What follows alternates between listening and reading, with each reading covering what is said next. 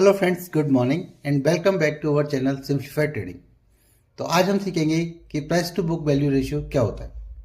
तो price to book value ratio समझने के लिए सबसे पहले हम समझते हैं कि बुक वैल्यू क्या होती है। तो मान लीजिए कोई एक कंपनी है जो 25 साल से चल रही है, लेकिन आज हम उस कंपनी को बंद कर रहे हैं।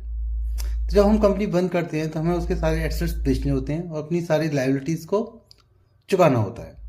तो जो एसेट्स होते हैं जैसे कि लैंड, कोई भी office property, chair, table, laptop etcetera, तो उसको हम बेच देते हैं। और जो लाइबिलिटीज़ होती हैं like loan, employ salary etcetera, उसको हम उस एसेट्स में से माइनस कर देते हैं।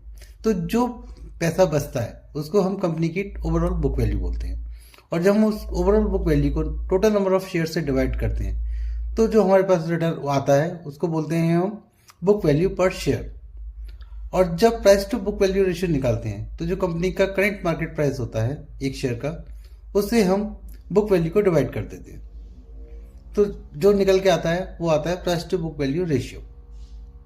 अब price to book value ratio basically लोग ये एनालाइज करने के लिए देखते हैं कि जो कंपनी है वो ओवर वैल्यूड है या अंडर वैल्यूड है। लेकिन एक ये बहुत गलत हमारा तरीका होता है, क्योंकि price to book value ratio में दो मेजर प्रॉब्लम्स होती हैं।